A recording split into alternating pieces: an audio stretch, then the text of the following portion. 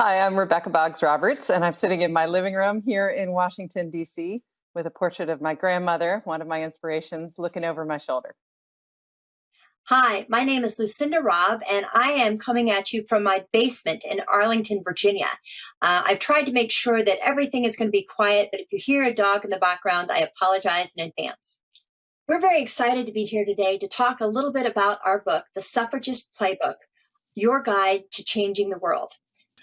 We first got the idea for this book several years ago as we were preparing for the 100th anniversary of the 19th Amendment that gave women the right to vote. I was talking to a friend of mine, and she was saying that she didn't know a lot of the history behind the suffrage movement. Usually it gets maybe a couple of paragraphs in a history book. Maybe you've heard of one of the names, but usually most people don't have an idea of how this happened, one of the greatest expansions of the vote in the United States history. And Becca and I both come from a background where we have very strong mothers and grandmothers, and we know about the important role that women played in politics. And we wanted to really shine a light of their accomplishments, especially because one of the great things about studying the suffrage movement is that they had a lot of smart tactics that activists today can use for almost any way that you want to make the world a better place. They're very applicable, they make a lot of sense, and one of the best things about modeling the suffrage movement is, unlike when you have wars, they don't tend to be sort of violent upheaval. They're a way to make permanent change in a way that really makes a difference, but doesn't totally throw off the old structure beforehand. A few years ago, I wrote a book about the suffrage movement here in Washington, D.C., and Lucinda came to me and said, I really think we need a young reader's version of suffrage history. There needs to be some way for people to get access to these stories earlier. And we talked about maybe writing a graphic novel, but neither of us can draw in any way. And we sort of went back and forth on different ways to make this history relevant to a younger audience. And we realized that the things the suffragists pioneered, the tactics that they used to make sure that women were enfranchised when they were, are things any activist can use at any time. And in fact, they were things the suffragists invented in order to get their cause through. And so whether you're fighting for something enormous, like climate change, or something really small, like, changing the traffic patterns on your block, you could do a lot worse than to learn from the suffragists and the way they succeeded. So tactics like making sure everything looks exactly right and gets picked up virally because of the imagery. We think of that as an artifact of the Instagram age, and it's super not. 100 years ago, the suffragists were really smart about making sure things looked fantastic in pictures so that newspapers would pick them up all over the country. They made messages go viral in 1917 by sewing words onto a banner and standing in front of the White House, which seems crazy now, but just think what those women would have done with social media. I mean, those banners the suffragists held were tweets. They cultivated allies, which is so vital to any social movement. They, by definition, could not introduce legislation. They could not vote for it. They could not affect the change they needed to make because they weren't men. And so they needed male allies from the very beginning. And there are just so many lessons reverberating throughout the 20th and 21st century with almost any social cause you can think of that the suffragists did first and best. So that lovely portrait over my shoulder is my grandmother, Lindy Boggs. She's one of the reasons that Lucinda and I wanted to write this book, along with Lucinda's grandmother, Lady Bird Johnson. My grandmother was born in 1916, so before women had the right nationwide to vote, and yet she went on to be a powerful member of Congress, an ambassador. She was a pioneering feminist in so many ways, in her own very lovely, genteel Southern way. And she lived almost 100 years, so she was able to witness massive, massive changes in American history in her own lifetime and affect many of those changes herself. So there is no way to study suffrage history without the Library of Congress. It is just an extraordinary resource. And one of the amazing things about being able to study 20th century history, and my focus of the suffrage movement is more 20th century, and Lucinda covered the 19th century. That's sort of how we divided things up. But in the 20th century, of course, there's amazing photographs, and they are striking and beautiful, and there's tons of them. And the Library of Congress has them all available for free to download at any resolution you want. And the fact that you can almost participate in this movement from the comfort of your own bedroom on your laptop is such an extraordinary resource. But then the Library of Congress also has the National Women's Party papers. And I think they've even discovered more things that they didn't know they had when the library put on the exhibit for the centennial last year. They discovered all kinds of artifacts that really tell the story of this movement. And so the Library of Congress is unique and extraordinary and local to me. I'm so lucky to live in the town where I can just sort of swan on down there and use the resources. But so many of the resources are digital that almost anybody does have access to them. And I have to say, the place that I probably did the most of my initial research starts off at the sister institution, the National Archives. And the National Archives, of course, has the actual 19th Amendment. What really surprised me when I started working there was that they had tens of thousands of petitions from women that they'd written out on just about all of the social movements of our history, starting with these enormous petitions from women writing in, trying to abolish slavery. And they would be so big that literally they'd be signed by 30, 40, 50,000 women. And they would have paper and they would sew them together and they would roll them in this big giant roll. And they sent them into Congress. And it was so enormous that instead of unrolling it, they actually just waited. But these were women who were trying to participate and to have an active say in what was happening in our democracy before they actually had a vote. And what really surprised me is I'd never heard of a lot of these women. I'd never known anything about this engagement and all of the lobbying and the politicking and the ways that they were trying to influence things behind the scenes before they actually had the right to vote themselves. So a number of the women who would write in, one of my favorite petitions was from Susan B. Anthony, who was arrested for trying to vote in 1872. And in fact, she knew about publicity as well. And she was very good at marketing and how things were going to be picked up by the press. And at first they said, well, you can come in. We're going to arrest you, but we'll just let you come into the office. And she said, no, no, no. She made the bailiff come and get her. And she held her hands out and said, you must arrest me. And she was desperately trying to get him to put the handcuffs on her because she knew how it would look and how it would play. And there's a big trial that winds up being held. And when she's finally given the chance to speak for herself, the judge winds up interrupting her 6 times. And finally, in the end, he shuts her down. But Susan B. Anthony was not one to easily be shunted aside. But finding all these petitions from well-known women, but also women who are just everyday, ordinary people. And we might say nothing special about them, except for the fact that they cared about their country and they wanted to write in and say, this is how we need to make a difference. And it's this sort of groundswell of activism. And gradually you see them becoming much more sophisticated over time that really wound up making a huge impression on me. I think the ingenuity of the suffragists shows up again and again. And, we're having this conversation in the summer of 2020 when there are protests all over the country. And every time I see a picture of a protest, I think, yeah, suffragists invented that. Yep, they did that first. And it's extraordinary to me to watch how relevant their messages are still 100 years later and how contemporary activists, completely unconsciously most of the time, are echoing these tactics that they invented.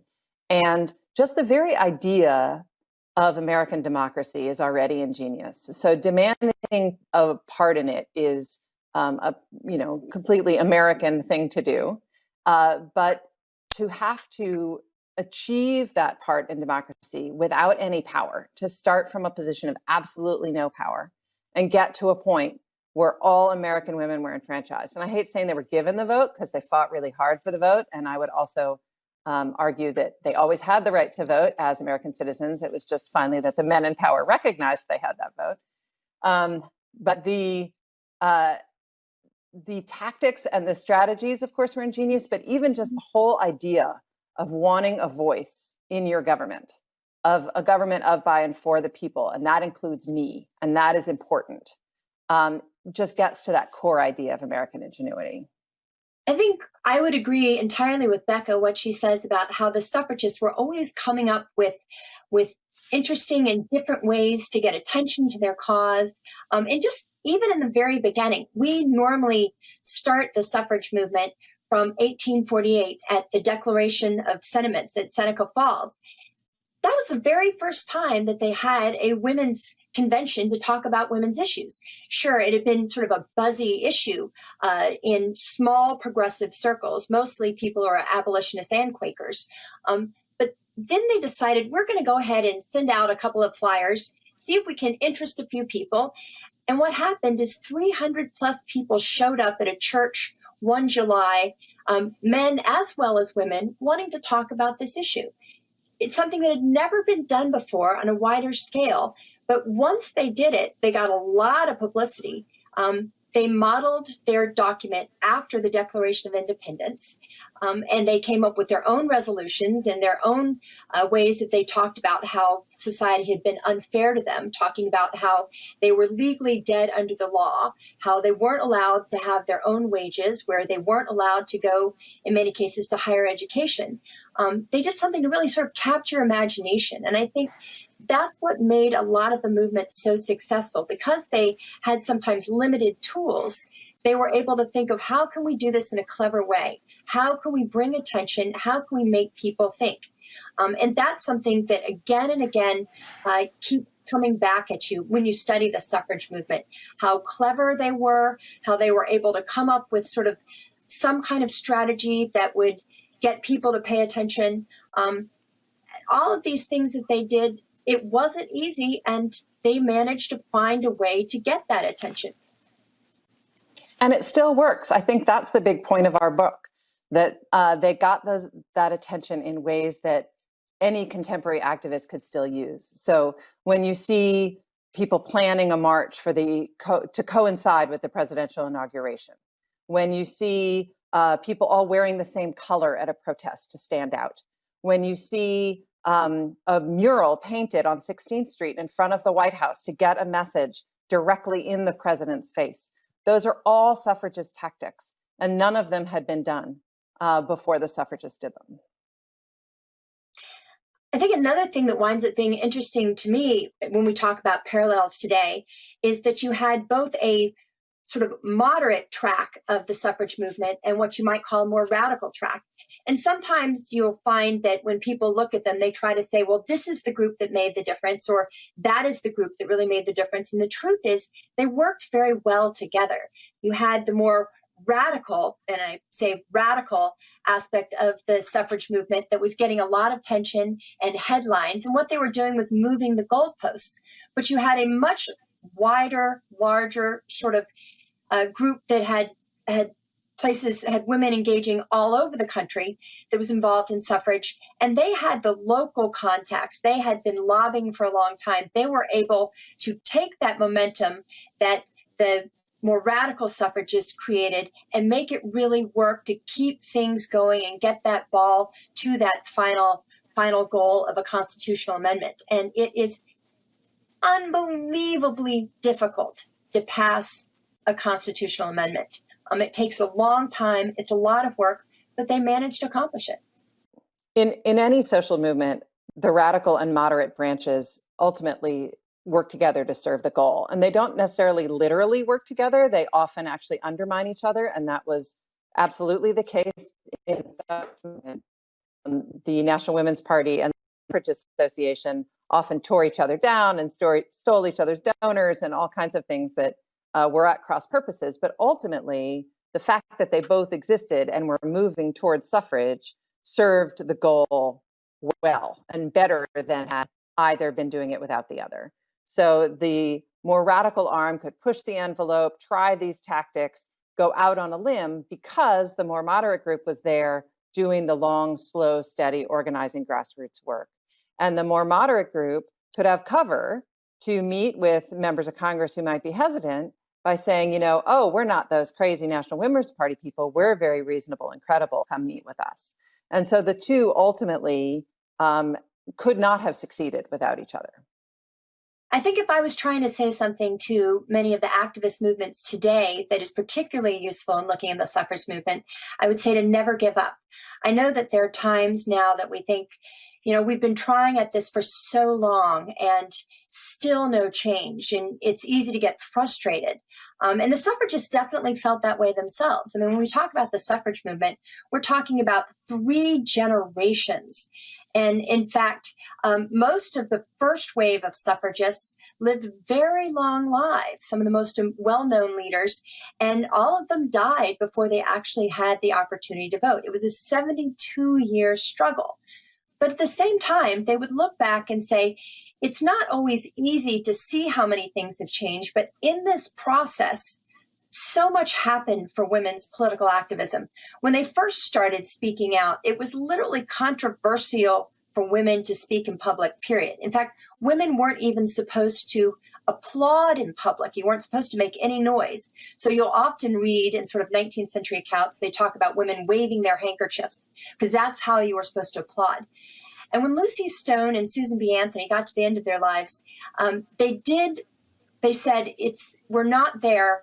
We haven't gotten it yet, but so much has changed. The fact that women had the right to their own property, the fact that women could speak in public because it became more common for women to go on to higher education, in fact, even enter the professions, and women were doctors and lawyers and journalists. All of the activity that they'd gotten involved in really made a difference. So looking at something only from the sort of has everything changed movement, sometimes it's helpful to step back and see you may not have gotten all of your goals, but you probably have changed the landscape a lot in that time. I do think social change happens a great deal more faster, more quickly than it did back in the time of the suffragists. But making legislative change is still hard and it will still take time. But a way to think of it in my mind is a lot of times what you're doing is you're planting the seeds. And for a long time, you don't actually see the results. Nothing appears to be above ground.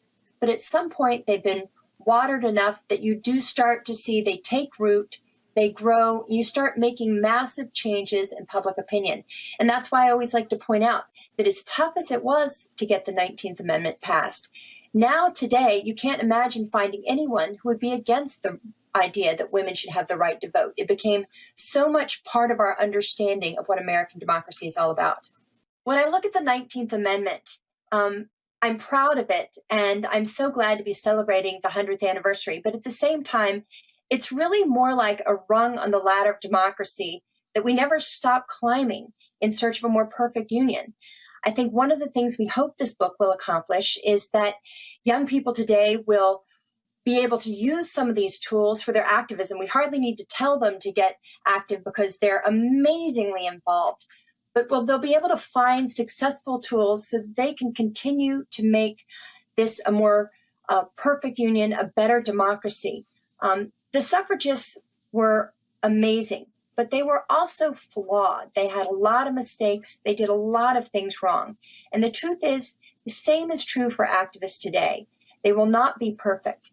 But we often find that that actually makes us feel better. If you think that your historical figures are perfect, then you don't think you can ever emulate them because we mostly know our own flaws. But once you realize that they have feet of clay and that somehow, despite the fact that they weren't, Wonder Woman, they still managed to make a difference, we find it empowering. And I hope that the people who read this book will be able to take some of these lessons and go forward and keep making our country a better place. I can't help but think of what the suffragists would make of you, of all of us, of the people who are activists today. I think they'd be so impressed. Not only are today's activists so confident in their ability to make a difference and creative in their ways to get attention, and you have so many tools at your disposal and you're so persistent, but I think that mainly be impressed that you feel like you have power, that even if you're too young to vote, even if you're fighting for a cause that feels like it's a real long shot right now, everyone, in all of our flaws and all of our weirdness and all of the mistakes we all make, can change the world for the better. We really can. And Susan B. Anthony said failure is impossible. We absolutely agree, and we can't wait to see what you all do next.